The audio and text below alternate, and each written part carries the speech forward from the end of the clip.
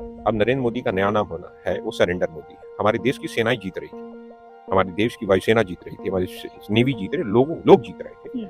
लेकिन नरेंद्र मोदी ने हमारे देश को लट डाउन किया कहीं ना कहीं। और विदेश नीति नरेंद्र मोदी की ऐसी फेल है कि पूरे घटनाक्रम में हमारे साथ एक देश भी खड़ा नहीं रहा। वहीं पर देश को इंदिरा गांधी याद आ गई।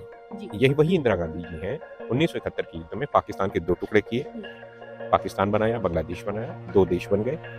और नरेंद्र मोदी बड़ी बड़ी बातें करते हैं। जुबान चलाना, चुनाव में भाषण देना एक अलग चीज होती है, टीवी पर आकर 8 बजे भाषण देना एक अलग चीज होती है, और देश को लेकर लड़ना, एक मजबूत प्रधानमंत्री बनना एक अलग चीज होती है। मुझे लगता है कि नरेंद्र मोदी एक कमजोर और सरेंडर प्रधानमंत्री साबित हुए, एक कायर भी है व्यक्ति के तौर पर मुझे दिखा।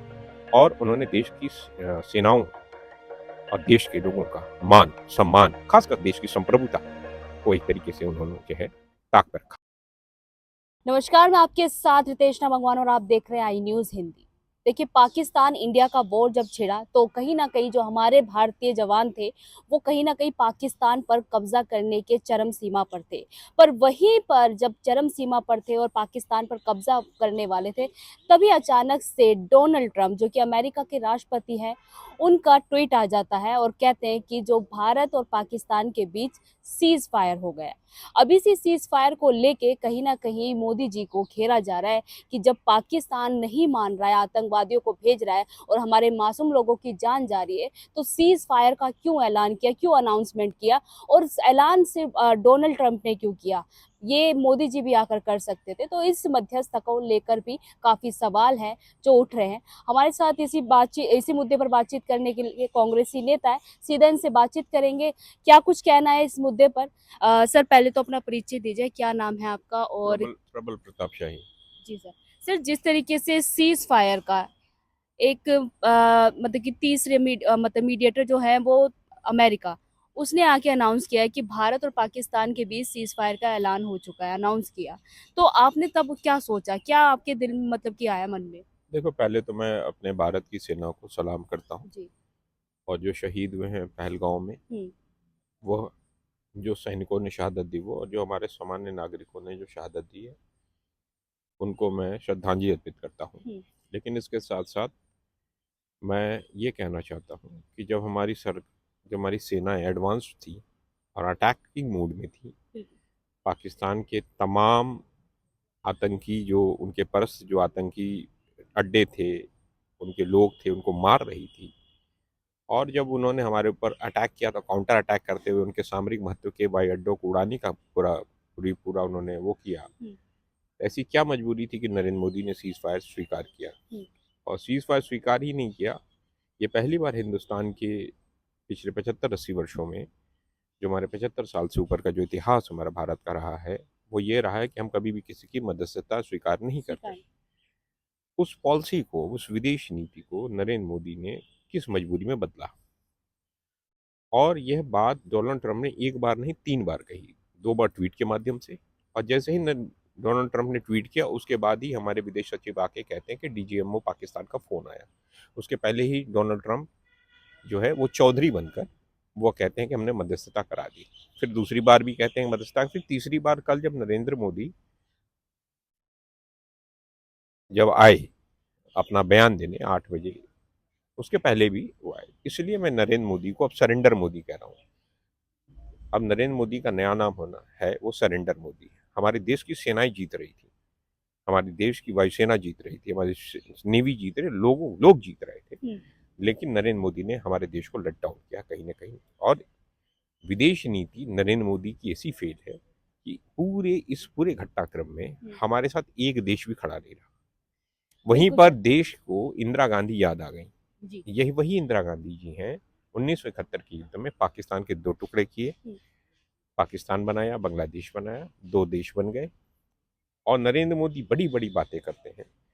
जुबान चलाना, चुनाव में भाषण देना एक अलग चीज होती है, टीवी पर आकर 8 बजे भाषण देना एक अलग चीज होती है, और देश को लेकर लड़ना, एक मजबूत प्रधानमंत्री बनना एक अलग चीज होती है। और मुझे लगता है कि नरेंद्र मोदी एक कमजोर और सरेंडर प्रधानमंत्री साबित हुए, एक कायर भी है व्यक्ति के तरफ पे मुझे दिखा।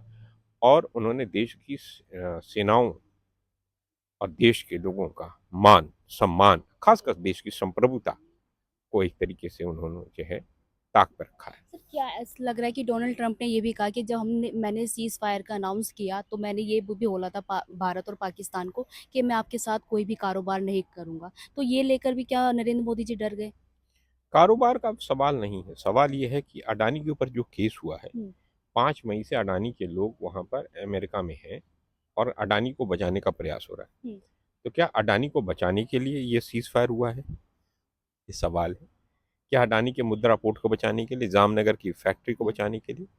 जब पूरा देश साथ था, पूरा विपक्ष साथ था और हम सब लोग साथ थे और हम कह रहे थे कि हम मारो हम्म, मारो, और आप कह रहे थे कि हम धूल दूषित कर देंगे, खत्म कर देंगे, तो खत्म किया क्यों नहीं? हम्म, बीच में रोका क्यों?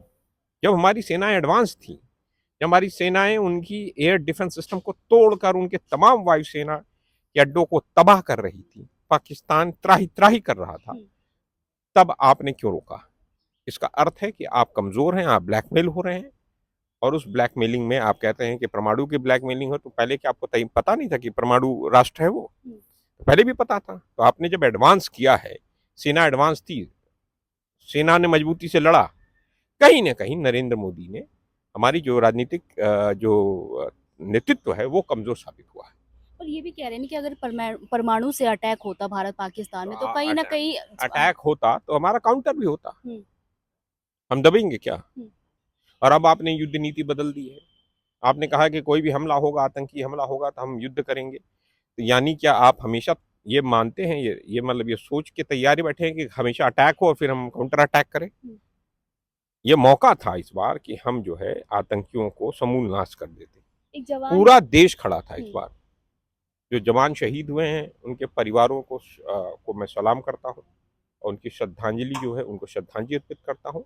लेकिन सरेंडर मोदी ने देश को कमजोर साबित किया है। एक जवान है वो ये कह रहे हैं कि अगर हमें 2-3 दिन और मिल जाते तो आज पाकिस्तान और पीओके भी हमारा होता। सही कह रहे हैं जवान। हमारी सेनाएं बहुत ही मजबूत हैं और पाकिस्तान कहीं टिकता नहीं। बहुत सारी चीजें, बहुत सारे सवाल हैं। अब उस पर सामरिक महत्व के सवाल हैं, मैं उन पर बहुत ज्यादा चीजों पर नहीं बोलूंगा।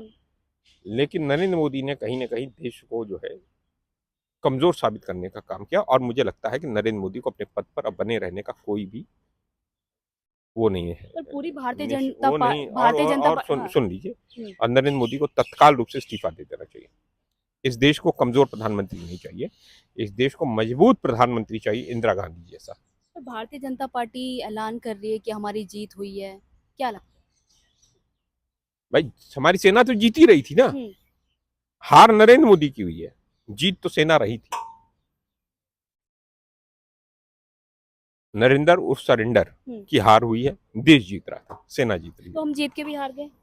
कह सकते हो, कह सकते हो कि हम जीत गए फ्रंट पर, लेकिन सीज फायर करा के नरेंद्र मोदी ने हमारे देश की अस्मिता और संप्रभुता और तीसरे देश की मध्यस्थता करके हमारी संप्रभुता पर चोट पहुंचाई। पर सर जिस तरीके से विदेश सचिव विक्रम मिश्री को जिस तरीके से ट्रोल किया जा रहा है उस पर भी क्या कुछ कहना चाहेंगे? ये तो उनकी ट्रोलिंग कंपनी है नरेंद्र मोदी की, ये उनको लगाम लगानी चाहिए और ये बहुत ही निंदनीय है। चलिए बहुत बहुत शुक्रिया सर बातचीत करने के लिए। और तो जी सर। इंटरनेशनल मॉनिटरी फंड ने अरबों रुपए का डॉलर दे दिया लोन, नरेंद्र मोदी देखते रह गए, विदेश मंत्री देखते रह गए, और इतने नरेंद्र मोदी ने देश के हमारे और आपके पैसे की गाड़ी कमाई से पूरे विश्व भर का चक्कर लगाया, एक भी देश हमारे साथ खड़ा नहीं रहा। इंटरनेशनल मॉनिटरी फंड से उसको लोन मिल गया, एक भी देश ने विरोध नहीं किया, यहाँ तक हिंदुस्तान ने भी वहां पर जो है एब्सटेंड हो गया। ये बहुत बड़ी हार है विदेश नीति के तौर एक और पे। सवाल है मेरा, बिहार चुनाव करीब है, क्या लग रहा है पूरा प्रोपेगेंडा था या क्या? अब ये बाद में बताएंगे, अभी फिलहाल इतना ही। चलिए बहुत बहुत शुक्रिया बातचीत करने के लिए। देखिए जिस तरीके से 1971 में इंदिरा गांधी पीछे नहीं हटी थी, उन्होंने अमेरिका को भी ये कह दिया था कि अमेरिका भी चाहे पाकिस्तान के साथ खड़ी हो जाए पर मैं पाकिस्तान को जवाब देकर रहूंगी, और जवाब ऐसा दिया कि पाकिस्तान के 2 टुकड़े कर दिए गए जिसमें से एक बांग्लादेश बना। पर अब नरेंद्र मोदी जिसे देश का सबसे अच्छा प्रधानमंत्री कहा जाता है और ये कहा जाता है मोदी जी से जैसा कोई प्रधानमंत्री ने, तो वो इस बार क्यों पीछे हट गए पाकिस्तान से, क्यों सीज फायर का ऐलान कर दिया गया? मैं आपके साथ रितेश मंगवान और आप देख रहे थे आई न्यूज हिंदी। अब नरेंद्र मोदी का नया नाम होना है वो सरेंडर मोदी। हमारे देश की सेनाएं जीत रही थी, हमारे देश की वायुसेना जीत रही थी, हमारी नेवी जीत रही, लोग जीत रहे थे।